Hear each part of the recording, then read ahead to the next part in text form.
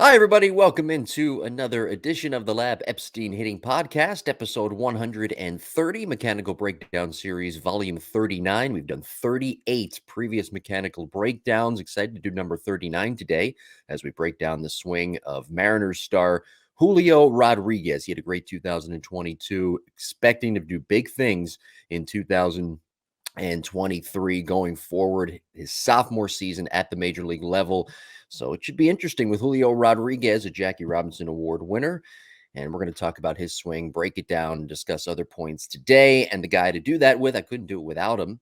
He's my partner in crime, professional evaluator, successful business owner, former coach, friend, and co-host, Jake Epstein. Yeah, the Mariners invested a lot of money in a rookie, so it'd be pretty awesome if this guy pans out. I hope he makes some more money because I was trying to look at the numbers. I think it was a 14-year deal for around 200 and something million, 210. That they locked him up really early, which is a great business move. Rather than him, just kind of struggling on. But if they have him wrapped up until how old is he? Is he 21? 22 years old. 22. I mean, they have him wrapped up through, until he's 35 or 36 years old. What a wonderful, I don't know. It's a great business move for the Mariners if he ends up being as good as everybody thinks he's going to be. Well, Julio Rodriguez, Rookie of the Year, Silver Slugger Award winner. Last year, up some of his numbers.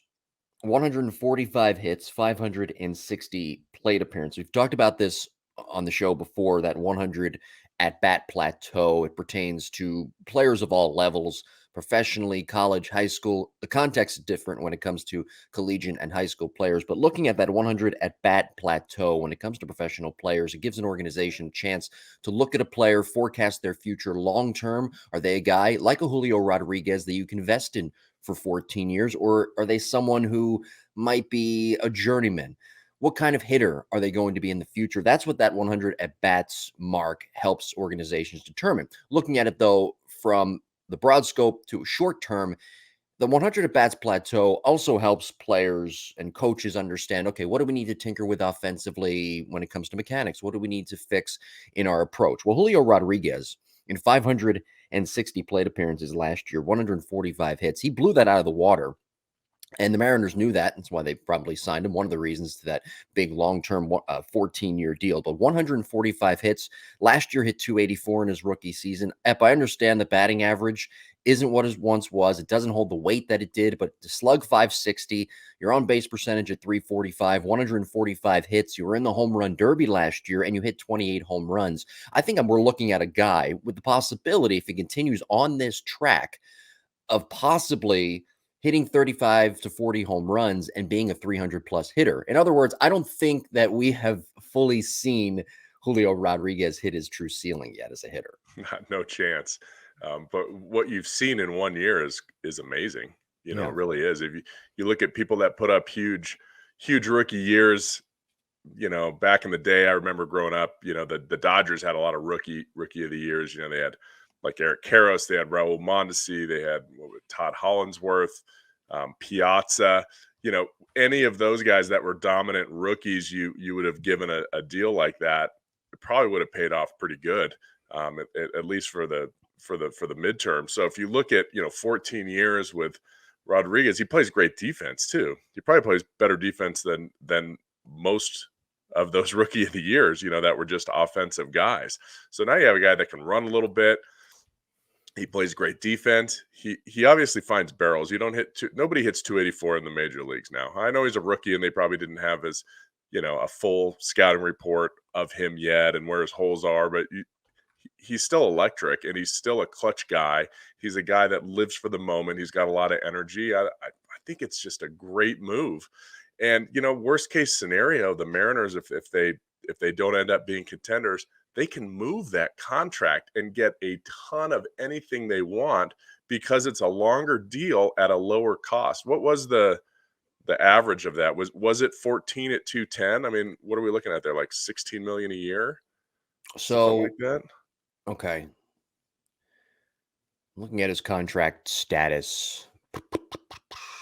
So I don't know if it was 14 years. He signed though through 2029. So 7 years, 119 million. Oh, We may have been okay. thinking of somebody else. I don't think so. 7 years, 119 million. By the way, you mentioned his defense too. I want to bring that up for a second. Last year, center field, he was tremendous defensively, Yeah. to your point. And 984 fielding percentage. He had 3 assists in total. Yeah. So, I mean, he was just trying, and he played a little bit of right field too, but he was a tremendous defender, to your point as well. Yeah. But nevertheless, I mean, again, 14 years, 7 years. Okay. He still So yeah, signed a it's still long-term about the deal. same. It's still 100, right. 100 17 plus million a million. year, Yeah. until he's 29. Yeah.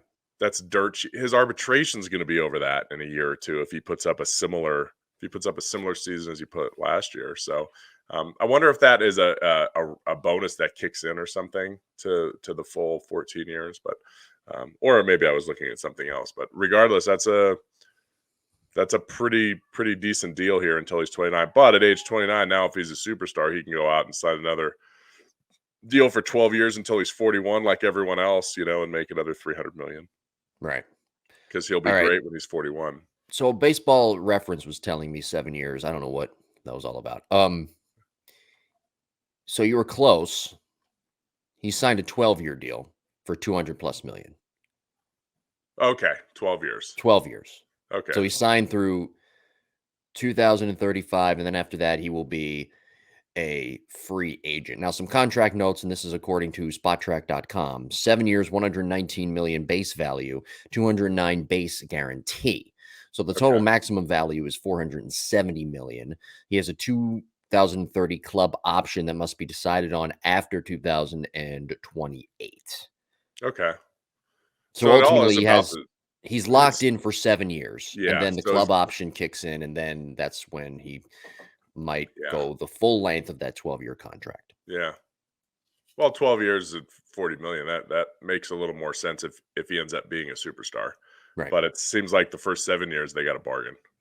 I agree. And then they can part ways, right?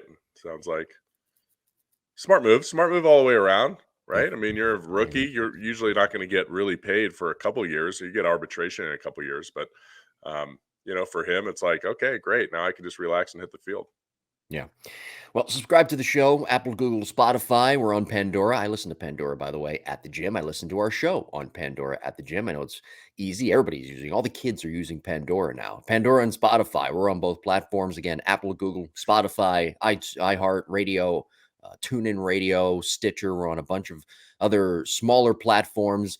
Look, and you and the YouTube page, of course, the Lab Epstein Hitting Podcast YouTube. I'm not going to sit here and try and front, as the kids say, or maybe used to say. Our numbers on the audio side are excellent. We do a great amount of listeners every week, monthly, quarterly. We've got a good demographic that skews a little bit younger. It used to skew older, but now it skews younger.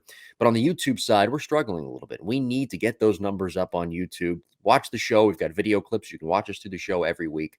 The Lab Epstein Hitting Podcast YouTube page. So subscribe, hit that like button. Oh, by the way, you can leave a review for the podcast as well. All right.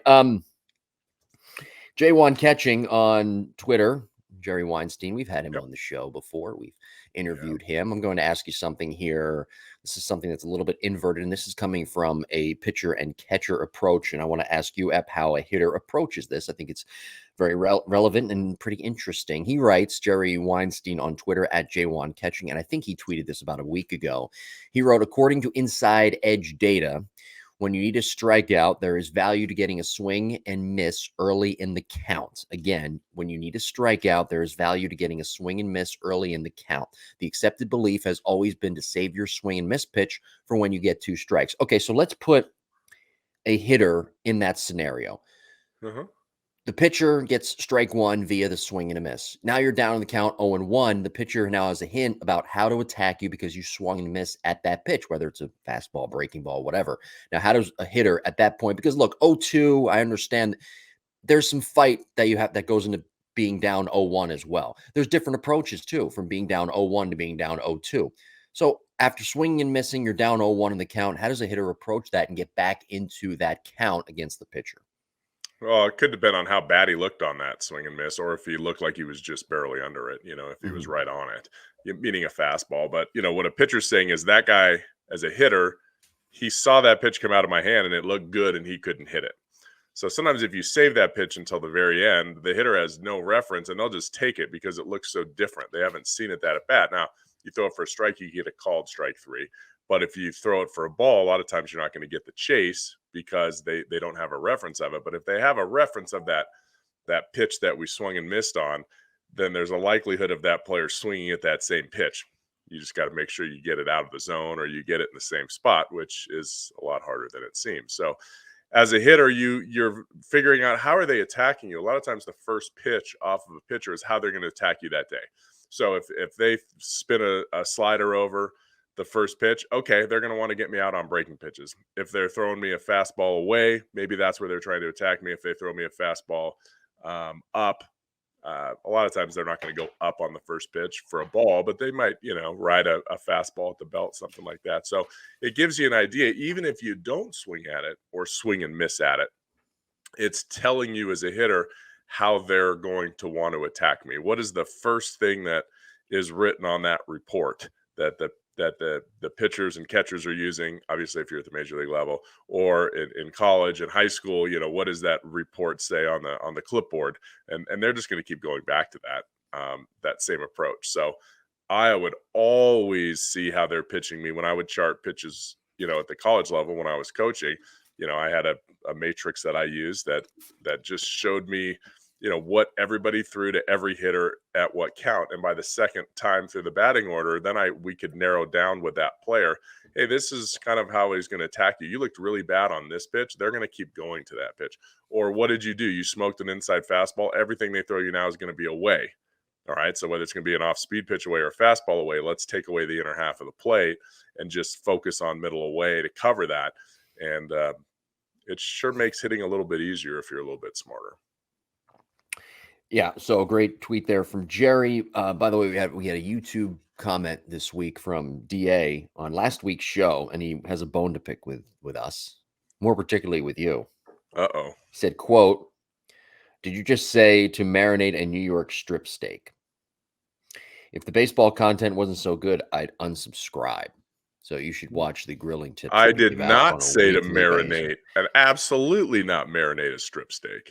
You may have said that. That you said it. I didn't say that. You said marinate something. I said we smoke it. We smoke it. Come on, DA, you know me better than that. And he's right. I would unsubscribe too if somebody said that. Do you know DA personally? No, I don't know who it is. Well, he has that's his name, DA. That's his. I guess those are his initials. I forgot we did talk about the reverse sear method. We did. You got to tell me how to do that again. You have to teach me how to do that. I don't know how to do a reverse sear. Season, smoke, sear. Boom. Done. But the rule. Marinate the chicken. You can marinate the chicken. No, you need to marinate steak. You do. But you don't need to marinate New York strip, which is what you said to do last week. Yeah, you need to marinate cheap steak. That's not no. You marinate filet mignon. You might. And you know what? I enjoy the steak. Pissed again. At least he's pissed at you and not me. Well, good. I hope he unsubscribes. This coming from a guy who was hoping that people would subscribe and talk about that in the beginning of the show. Hey, Jimbo, no more talk about your steak marination. So you marinate chicken. You don't marinate steak. You smoke steak. Correct. Must be a now, I might thing. marinate a skirt steak in some carne asada spices. A flat meat or something like that. A lot of people don't know what carne asada spices are. Carne asada. That's because San Diego has the best carne asada ever. Like a fajita meat. You could use a fajita meat or something like that. I use fajita meat, though, for breakfast, which I don't marinate that meat. I don't marinate a New York strip. I didn't say to do that last week. So or a filet. Yeah, you could marinate or a filet T-bone. And get away with it. You could marinate a T-bone. No. Although, no, you shouldn't you really shouldn't do a T-bone. All right, back to Rodriguez. I'm just telling you, though. DA got watch what you say when it comes to marinating meat. You should watch what you say. That's all. Chicken. And if people don't like that, I or others, there's a lot of people out there that marinate their steak in the meat. I don't know what to tell you because it does actually give kick to the meat, and you don't really know what you're talking Sometimes about. a nice Santa Maria tri-tip marinade is nice. By the way, you mentioned the contract of Julio Rodriguez earlier. Jeff McNeil, we're going to break his swing down Yeah. this year in 2023 as well. He agreed. He avoided arbitration with the Mets, filed for arbitration, avoided that 4 years, right around, I think, $60 million. But it just goes to show you, and you know this being a former professional player, now being in a major league front office, that if a team really wants you, a lot of times it should scare a fan base if their star player has to go to arbitration Hmm. with that certain team, with that certain player. If they have to go to Yeah. arbitration and figure out a contract, that should scare you because it makes you, first of all, going to arbitration damages your relationship with that team for future negotiations and trying to sign long term. And it also means that they haven't, at that point, 2-3 years in, aren't fully committed to paying you what you think you're worth. And that should give you a little bit of an indication about a player, whether or not they're going to stick around long term, but that's not going to be the case with the Mets. So a little arbitration So it was talk a and a little 4 year. bit I of thought it was a 2 year extension. It's 4 years, huh? That's four, I think it was awesome. 4 years, but we were off Man. today on contracts. So let me check here. But it just goes to show you, I just though, glanced over it. it gives you a little bit of insight as to what I'm typing at the same time as I'm trying to talk here. It gives you a little McNeil's bit of, just a great piece for that lineup. So it gives you, yes. you have to have guys like that in lineups that have high production players, guys that hit doubles and home runs. You got to have guys that get base and limit the strikeouts. That's what the Yankees were missing last year in the playoffs when Benintendi was hurt. I don't know if somebody else was hurt, but they just had too many guys that were, if they're not hot, too many guys that are swing and miss prone, and then they all got cold at the same time and it hurt them. So you want to have guys in there with high contact rates just so it's not a downer. You go 3 up, 3 down every inning with 2 or 3 strikeouts an inning. Mentally, that's really tough. The fans get pissed, but at least if you have guys putting balls in play, even if you're not scoring a lot of runs, at least you're getting guys on base. You have opportunity. You're getting the blood flowing a little bit. So that was a really good deal for them to keep. To 4 keep them years, for 4 $50 years. million, by the way. Yeah, bargain.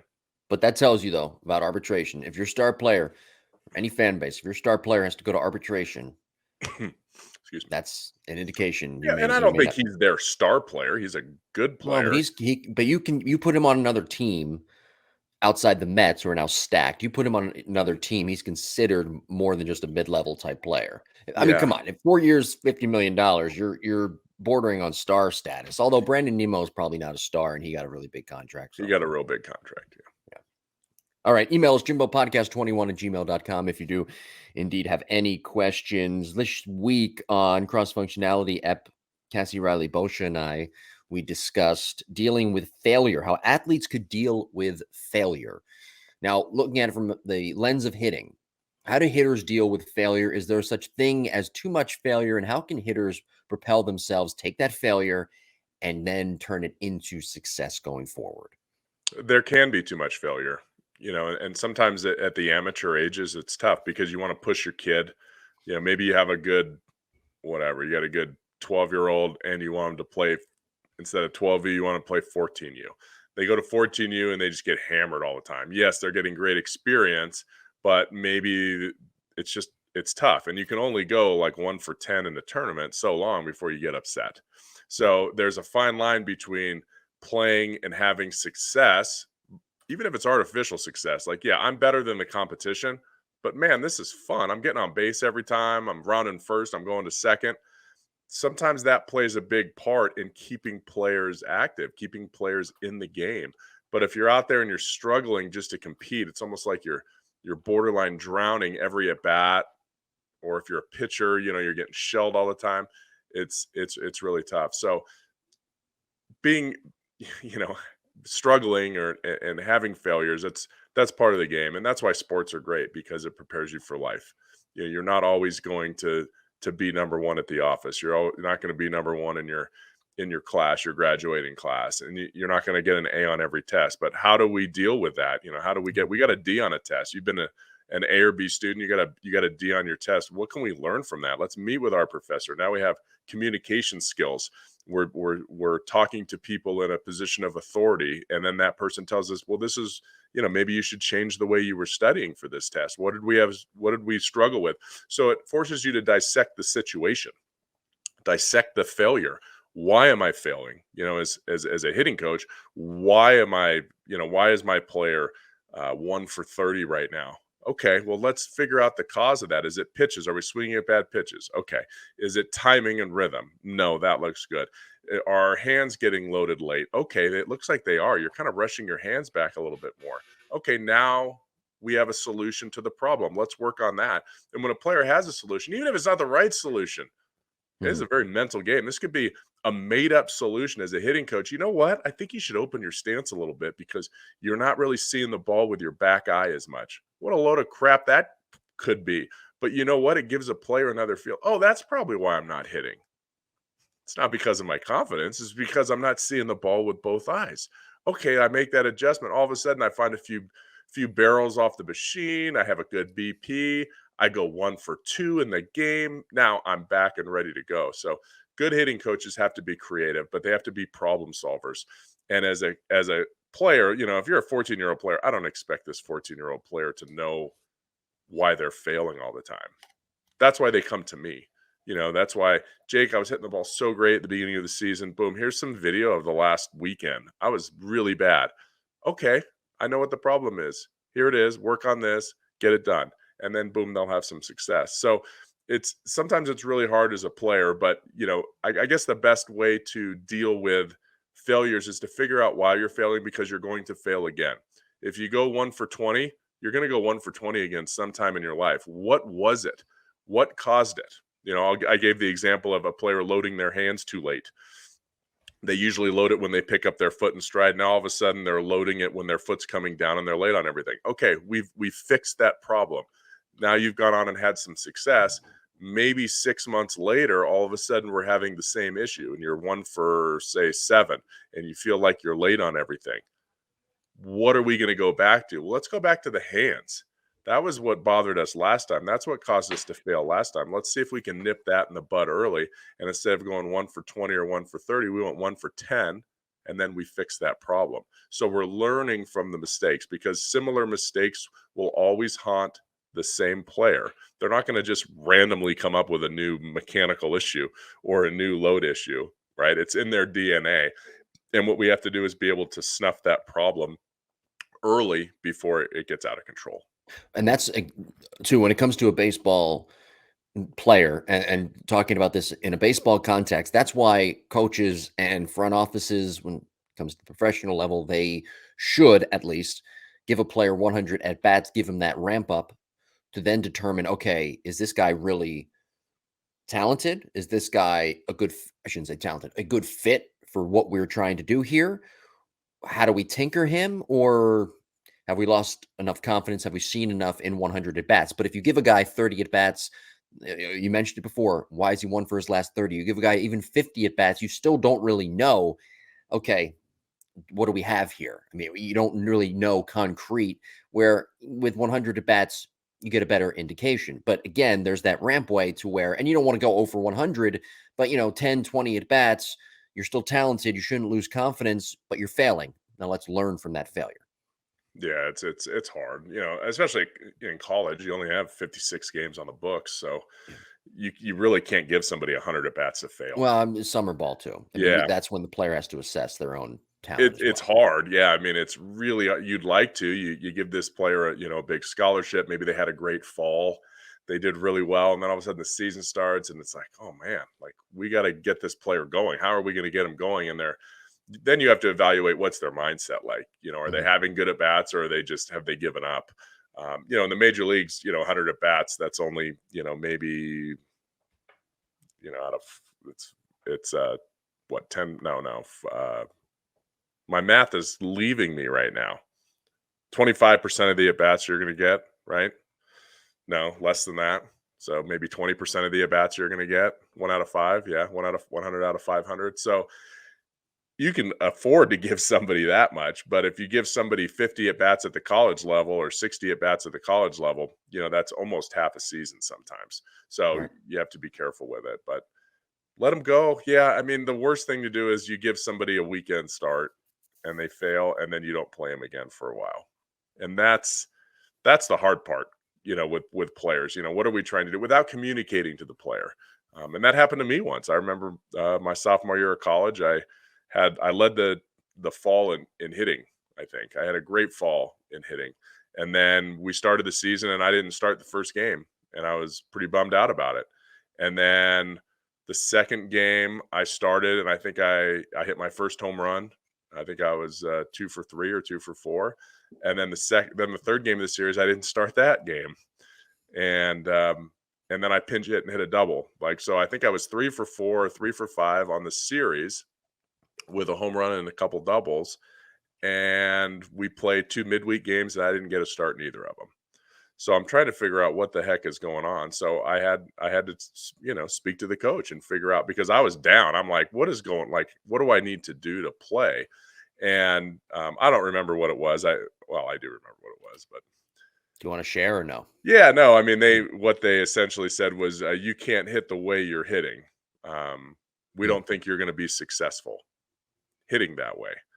And I was doing like a no stride at the time. And so I said, well, I'm whatever, I got 4 extra base hits or 3 extra base hits and 4 or 5 at bats. Well, you could probably do that. And I'm like, well, look what I did in the fall. Yeah, but once you face Texas, you won't be able to get away with that. So I said, okay, well, you tell me what you want me to do and I'll do it. So they said, well, come meet with the hitting coach before practice. Okay. A half hour before, probably an hour before. And I had to do some, granted, this is 2000. This is the late 90s. This is 98. I think I had a huge year that year too.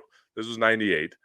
And so they, hitting was different. Hitting was, you kind of want more of a weight shift onto your front leg. So he had More me linear, right? Yeah, more linear. So he had me do these drills. And this was a guy who was a former minor leaguer, was our hitting coach. And second baseman, kind of a little guy and a great dude, but that's what he thought. And so he would throw the ball probably a foot or 2 in front of my front foot with side toss. And I would have to lunge and hit a ground ball up the middle. Okay. So that was what I did. So I did it. I mean, I could do anything. You could, whatever, hit a high pitch, low pitch, whatever. I played wiffle ball as a kid. Right. So I did it for 20 minutes. And then I went and took BP on the field and whatever, that looked good. And then the next day I did the same thing and had BP, whatever, on the field. Nothing had changed, right? You're not going to change a swing in 50 swings. And then they put me in the lineup and I got a couple hits. I think I was 2 for 4, and then I played the rest of the year. And I never had to do that drill again. So sometimes you just have to show coaches that you're willing to do what they want you to do. What is it you want me to do? And I'll do it. I want to play. It doesn't do me any good to sit on the bench and be frustrated. You want me to hit on one leg? I'll hit on one leg. Mm-hmm. But I need that competition to hit in the lineup.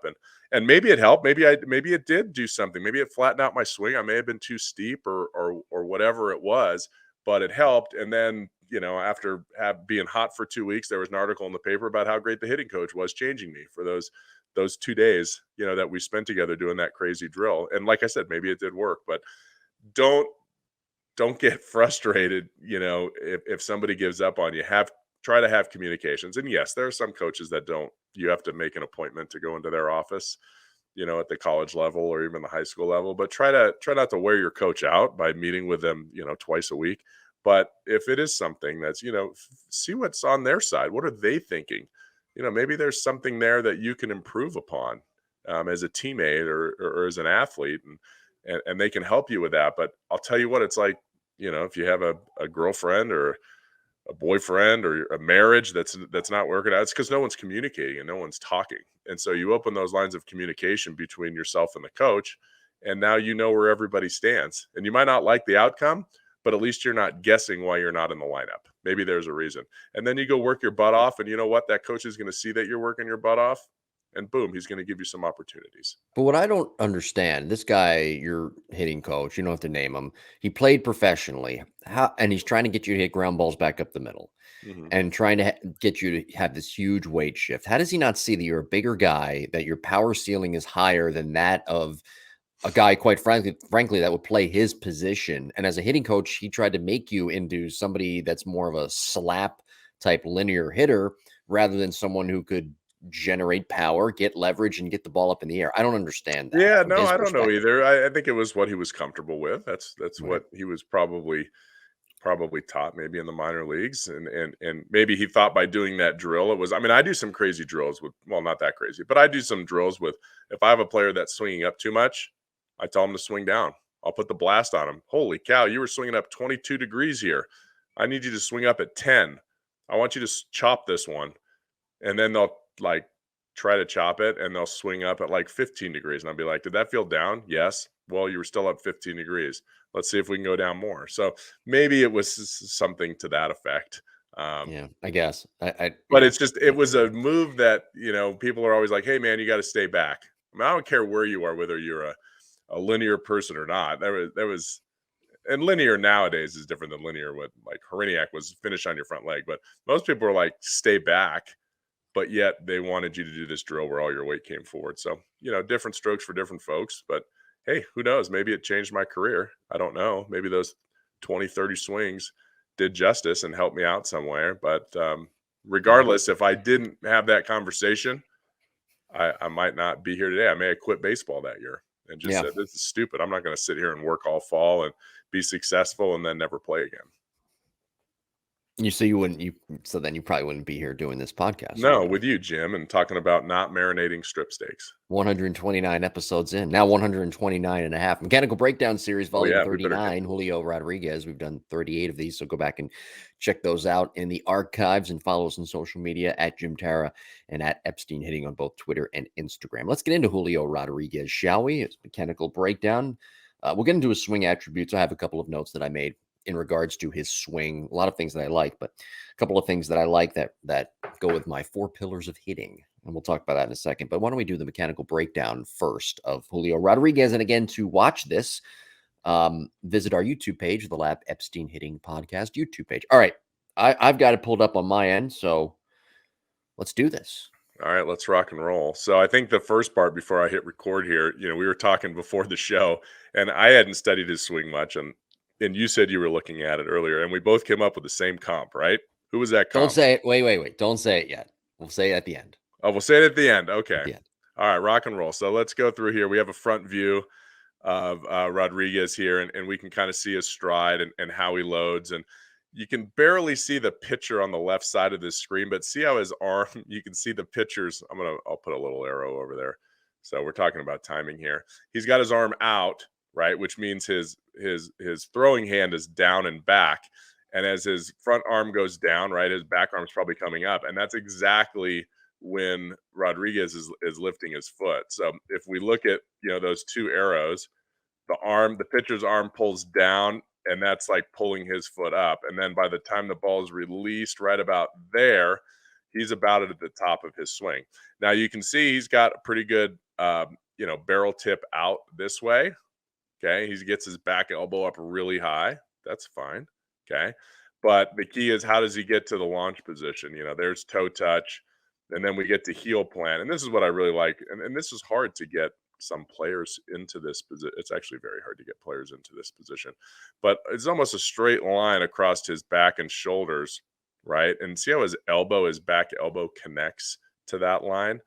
There's so many players. I had a player last night that I was working with from a local high school, and most of the guys from that high school, they don't work with me. They work with another guy in town that's more of the, slot that back elbow really early and then turn really fast. Okay. So that's kind of their problem.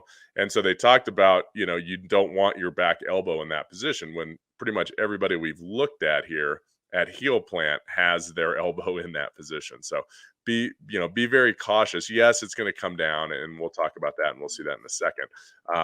But just, that's a really good line from the front. That's one of the things that I look for is when that front foot lands, our hands still back behind our head and about ear height, and is our front shoulder closed. And we can see his entire number here, 44, and we can also see both of his eyes. So he has good flexibility in his neck, which allows him to close off this much.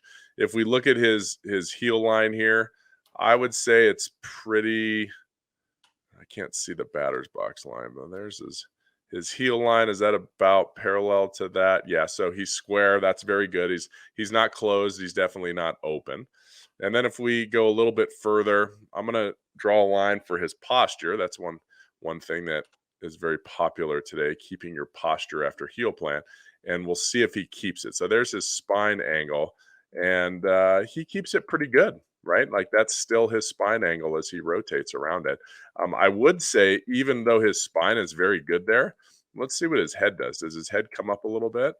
A lot of times when the head lifts, it could be just the head, but usually if it lifts up and out, then the spine isn't as good. You can see his kind of comes in just a little bit more. Yeah, I mean, he's got a lot of head movement on this through the swing. So you'd like to keep that a little bit more stable, but it's not bad at all. The other great thing to see on this angle is why he's successful and why he's going to be successful. And we talk about this a lot. His vertical bat angle, this pitch is down. Let's see if I can get an angle on it though. Yeah, this pitch is down. He's only at 29 degrees. Where it's at the thighs. He's only at 29 degrees, but look at where he is after. Look how his barrel stays on that. It's still on that line. Here it is over here at 28 degrees. Okay. So this is really, really cool as he rotates around here. As he has good coordination, even though he's extending, there's no wrist manipulation. He's keeping his vertical bat angle consistent. Why is that important? Well, if you get to contact it, whatever we said that was, 29 degrees or so. Okay. I don't think I drew that line properly. Okay. Oh, that was after. Go back one more. Here we go. So 29 there, and maybe he flipped it a little bit and it ended up being 26 or so. But if you have a big manipulation there, that either leads to weak fly balls to right if you drop your vertical angle. So if your vertical angle went from 29 to like 39 or 40, okay, then you'll slice the inside of the ball. Or if he flipped it up and it went less and it went to 20 degrees instead of 29 degrees, then you'll tend to roll over. So that's why, all the drills we have where we're focusing on hand path from launch to contact are so crucially important. Okay, we can see, look at me, I'm excited. This may have been a playoff game. I think it was. This was a Yeah. very low line drive, by the way. This was a 17-degree home run, which is pretty insane. Probably had a little topspin at 17 degrees would be my guess. So let's go ahead and go to the side view, and you'll see he's got a pretty big move, right? I mean, as he strides, okay, we'll let you guys figure out who we think he looks like when he strides. But here's his eye level. He's got a pretty good leg kick. And then you're going to see his eye level drop a decent amount, right? And like we've talked about before, most players do that. What you don't want to do is go the opposite way, which is very common now. Players overload into their back hip. They overload into their back leg. Then when they go to step, their head goes up. And that's one of the things I see. One of the cool parts about my job is seeing trends, because I've been doing this and video analysis I've been using since probably 2003, is I've seen how swings change and what's taught and what's hot on the internet. And all of a sudden it shows up in the players. And why do players typically send me videos? They usually don't send me the videos because they're like the greatest 14-year-old in their town. They're trying to get better. They're struggling somewhere. And so they're looking for help. And so a lot of times I see all these trends on whatever, Instagram or Twitter. I'll see them show up in all these players, all these different moves. And unfortunately, it's leading to a lot of problems. So that's one of them, players that are trying to load too much into their backside artificially. Then all of a sudden their heads lift like 6 inches when they go to stride. So be cautious of that, you people or coaches out there that are listening. As we get him a little bit further, you can see he gets super wide. So the distance between his arches are definitely that base is wider than his inseam. Okay. So of 10 players that I see on a regular basis, if there were 10 new players I'd see in person, 0 of them would have a base wider than the sides. Okay. Everybody I kind of see is more narrow and spinny now. They're really focused on turning fast and kind of turning the shoulders to turn the hands. And sometimes that's good, like on an inside pitch. That's kind of the thought process. But it's not. I'm not seeing a lot of leg drive, which is what we see here. Look at him sink into his back knee here. I love So that. that's pretty good, right? Like Mm. if you take him to the spot where his heel plants and then watch his back knee come in, and as soon as his back knee comes in, his back hip comes with it. Okay, and it freewheels through. Now, if we look at him, he has a little bit of a drift. Okay, so I'm going to put this line right in front of his nose at heel plant, and he's got a drift because he's really wide, and you have to stabilize a little bit. So he goes forward maybe an inch or two. You do see that head kind of come up a little as he comes through. But then everything is, let's see his back foot. Yeah, his back foot's got to move a decent amount because he's so wide. Okay, but see how low his back foot is? That's what this has been a hard thing for me lately as well with whatever players are being taught or doing is this foot isn't, see how his foot's moving forward, but his heel is in front of his toes. So many players I'm seeing where the heel is back and the toes are they're just pulling their toes forward. So instead of the foot, this is somewhat hard to draw, but his foot's on an angle like this, heel to toe. I'm seeing the heel there, but the toe in there. Okay, and so it looks funny, and when the heel flexes forward, that's what pushes the knee in. So they're moving their foot, but they're not getting they're not doing it for the right reason. And so one of the things I'm trying to tell players to do a lot is, keep these toes in the ground as long as you can. Yes, your foot can move forward. That's great because this hip's got to come through, and the hip is coming through, the knee's coming through. Right? We all know that I'm a big proponent of the knee. If the knee moves forward, the back foot's going to move forward. That's just the way it is. But we don't want this foot to do it by itself. A lot of people are trying to move the foot to like move the knee and hip, and then it's artificial. I want that knee to come down and in and then start working towards our front knee, and that action pulls the back heel forward, but it keeps the toes in the ground. So be cautious of that, you players out there. Keep those toes in the ground. He firms up his front side really great. His back leg, I mean, he's got a great swing, right? And obviously, this was a home run. If we look at his back shin, see how low it is in his power V position, in his extension position. Again, this was a ball he pulled. He hit out in front, so his power V is going to be more to the left. Again, this is his power V with his arms.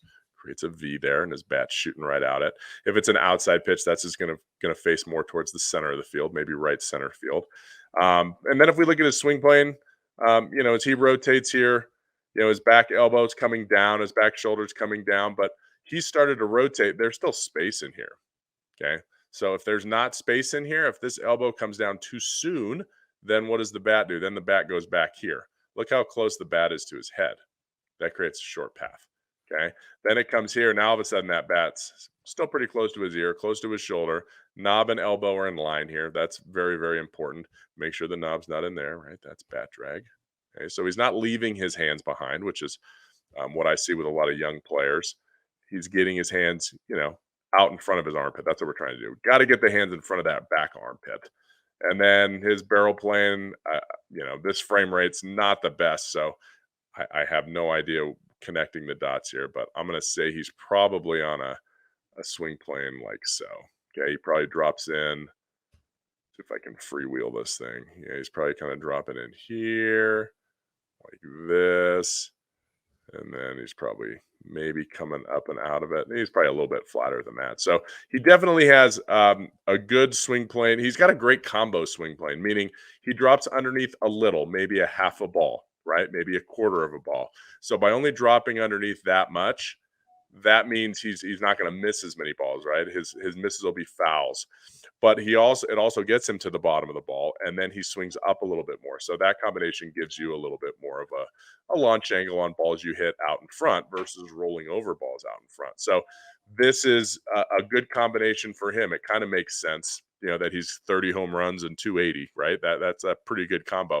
If he starts to drop his barrel a little bit more, say kind of down and back into here, and then he's got to come back up to the ball more, then what you're going to see is, maybe you're going to see 30 plus home runs. Okay. But you're going to see maybe like a 255 average, something like that. Okay. So everyone does what they do, and you can slightly tweak those kinds of things. But with him at age 22, you would just let the horse run, man. This guy is a physical guy. So anyway, that's kind of a cool breakdown of his swing. And again, 117 miles an hour at 17 degrees. That ball's pretty much squared up. He didn't bottom half that and backspin it into left field. If he did, just to give you an idea of how things work, say he was a little bit more level through the zone. He didn't come back up and hit it. He kind of cut through the bottom half of it, kind of Pujols that ball. Then you would see this exit velocity go to like 105. Okay. But his launch angle would have increased to like, 30 degrees or 28 degrees, something like that. Okay. So that's kind of how it works when you hit different parts of the ball, right? The hardest balls you ever hit are typically low line drives because the pitch is only coming in at, say, 4 or 5 degrees. So if you hit a ball at, say, 5 to 10 degrees off the ground, you're hitting most of the ball. If a ball's coming down at, only 5 or 6 degrees, actually, I think this was a breaking ball, if I'm not mistaken. Was this a breaking ball? Let's go back to the front. Yeah, I'm pretty sure that was a breaking ball. So this ball was dropping a little bit more. So guys that typically swing up more, that have more of an uppercut, maybe an average attack angle in the 15 range, those guys are going to hit breaking balls better. Why? Because when breaking balls enter the zone, they enter the zone a little bit steeper. Let's see if we can kind of see this. I don't know with the frame rate if we will. Could have been why he was slightly out in front too, because this pitch was a little slower. So he made his yeah, I don't really see the frame. I don't think he's hit it there yet. I can try to connect the dots. Well, Here's let's here's so the ball, here's the glove. Yeah, so you can see this pitch was more in that 8-degree trajectory coming down, where if it was a 90-mile-an-hour fastball, it'd probably be at like 5 degrees.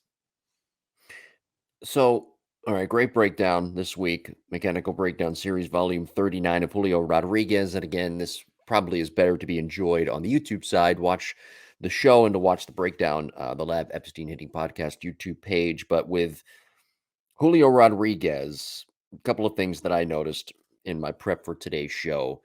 And you see this, you can really tell, and I think evaluators would agree with me on this. You can really tell a guy who can hit based off certain mechanics and certain ways their body moves and how they get to the baseball. And there's a couple of things that I noticed, and we're going to get to his comp here in just a second because we teased it prior to the breakdown. His load to me is perfect in every way possible, from the feet to the hands, to the head, to the front shoulder being slightly slanted, getting that torque angle that he needs to. He has a perfect load, and his timing and rhythm is pretty much, it's pretty much on point with that load. Again, one Mhm. of my 4 pillars of hitting that makes it, I think, what makes great hitters successful and great hitters what they are. Now, my comp for him, and you and I both agree on this, we talked about it before the show, is Mookie Betts. And it may be something that's a little bit out of the ordinary, although they do play very similar positions. Mhm. Julio Rodriguez is taller than Mookie Betts, but from the way that Julio is able to generate leverage with the lower body, using his legs, his a little bit steeper of a swing plane, and his follow through, very similar to Mookie Betts.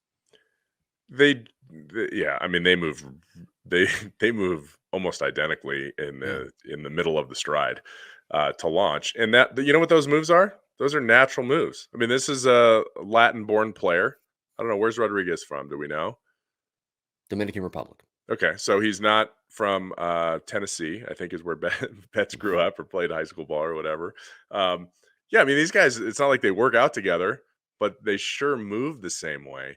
And you know what players don't do now? They don't move that way. This is looks like a guy that was trying to launch balls as hard as he could when he was 12 years old and 13 years old.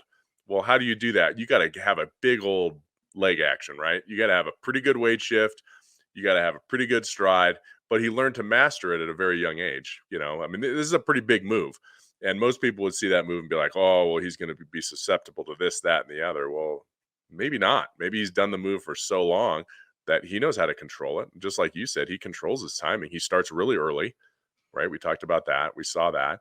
And he doesn't rush it. It's not a super fast move. It's not a herky jerky move. So he can do it. And we can't put limits on players based on what we see. We have to let them do what they do. Meaning if he showed up at a college program, a Division I program Mm-hmm. with that load and that bat tip, I would say 80% of those schools would try to change that. Why? That's what I wonder, though. Yeah, Like, so they that's would what say I'm this is confused this about. is you're not going to be able to get away with that in the SEC. You're not Yeah, going to be able to I get away with completely that at the disagree. Division I level. You're not going to get away with that at whatever level. This isn't high school, Yeah, I right? I completely Well, disagree with and that. that's the difference between, kind of what we see. So, you where he was able to just do this his whole life, growing up outside, not having to worry about high school baseball, right? Just kind of playing with it, doing his the club that he was involved with, likely in the DR, his trainers that he was working with, they just went out and played and practiced and hit and threw and ran and took ground balls and did footwork drills. where it wasn't like, oh, you got to make sure you can hit 94. Well, you know what? A lot of people at age 18 can't hit that yet. Okay. So, Well, and yeah, that's what they but say when you get to college as well. Well, you're going to face on Friday, you're going to face Arkansas's number one, and he throws 98. Okay. Well, let me fail off that player first before we change everything that got me here. And yeah, so I'm I'm not just saying saying my only thing. every program does this by any I means. understand it, Yeah. but my only But thing with trying to change, if you were to go to a Division 1 program and they were to try to change that, I understand how much the hitch or whatever you want to call it, mhm, would you say bat tip? I yeah, understand how that affects yeah, a guy's timing, but if that's something he's been doing all of his life and he's been successful at doing that all of his life, then we have to find something else. If something's not working, we can't just look right at the bat tip. Why don't we look at one of my 4 pillars of hitting? yeah, Timing, rhythm. Why don't we look at his legs, his leverage, his load? We can't just yeah. look at his bat tip. And I'm not disagreeing with you, but I disagree at the sentiment that SEC coaches or any big time college coach would want to change that. To me, you're asking for more trouble and you're creating more problems rather than looking deeper and more of an introspect at the problem that's actually there occurring, not with the bat tip. I don't understand that. Yeah, and maybe it doesn't, but I mean, if this was a top 5 player in the country and, signed, but if he was just a regular dude that you gave 50% scholarship to that, maybe was on a little bit of the perfect game circuit, but Mhm. wasn't, a perfect 10 or he wasn't a first round draft pick. Everybody wants to get their hands on people, and Yeah, sometimes I you have to get let it, but kids that's not play. coaching. Yeah, that's not coaching. But I Mhm. will, and that's why you have to wait until, hey, is there a problem? And let's see if we can iron out that problem slowly. And again, this move just looks like he's on every swing, even in a game. He doesn't. He's trying to hit a ball 117 miles an hour, like Yeah. unless he has 2 strikes. He is getting his body in position to do that. And a lot of players that I work with, I had one player, a high school player who's not big at all, right? High school, and he's a senior, and he's a dang good shortstop. But he was hitting the ball, I think we talked about it, 84 miles an hour when I first got to him. This was just a few months ago. And 84, 85. And it's like, no, okay. Like he's a good high school player. I'm like, I know there's more there. So I put him through kind of what I do. It's the same kind of drills I have in the online academy for those of you that, are part of that. And we essentially tried to build in some action that Rodriguez has here. Okay. Like, similar, but I wanted to see how he would do it. I didn't teach him a hitch. I just said, I want you to start here and I want you to end here. And so yesterday we did a session and he hit balls 94 miles an hour. He's probably 160 pounds. He Mhm. didn't hit every ball 94 miles an hour, but that's where he topped out at 94. So 10 miles an hour in like a month and a half. He didn't put on any weight. He just moves differently. I let his athleticism play that had been taken out somewhere in his life. I don't know if it was when he got to high school, before he got to high school, or whatever. But we put that athleticism back, and all of a sudden, now he's hitting balls 90 plus most of the time. And that is huge because he was at 80 plus. We raised everything about 10 miles an hour. So let players, work with this. Let players have fun with this. Now, if they fail and they strike out every time and they can't stay back, with this move, after the front heel lands, they just keep lunging for it. Okay, then, we can't let that happen. But if you have players that have some ability, let their athleticism play through because Mhm. some players are made to play this game and some players are made to dominate this game. And we don't want to get in the way of those players. Okay, that's the last thing we want to do. Well, I think that's the best way to end today's show. So again, watch the show on YouTube. Thanks for listening on the audio side. We really appreciate that. Mechanical Breakdown Series, Volume 39, Julio Rodriguez. And if you have any questions, email us jimbopodcast21 at gmail.com. Next week, we will be discussing developing intangibles as a baseball player, developing intangibles as a hitter. Episode 131. That'll be next week's show. What do you got coming up at the lab? We have a lot of high schools in now. So high school players going nuts there. We're prepping them for the season, which is right around the corner. So it's cool. We get a lot of College Station high school. The team will come in and use the facility and prep and crank up the machines and get ready. And then our normal guys. So we're kind of cranking everything up velocity wise and spin wise to stress them out a little bit to get them ready for first pitch. Perfect. All right. TheLabBCS.com. And again, if you have any questions for us, email us immediately. JimboPodcast21 at gmail.com. Thanks for listening, watching, everybody. Be sure to subscribe, and we'll talk to you next week.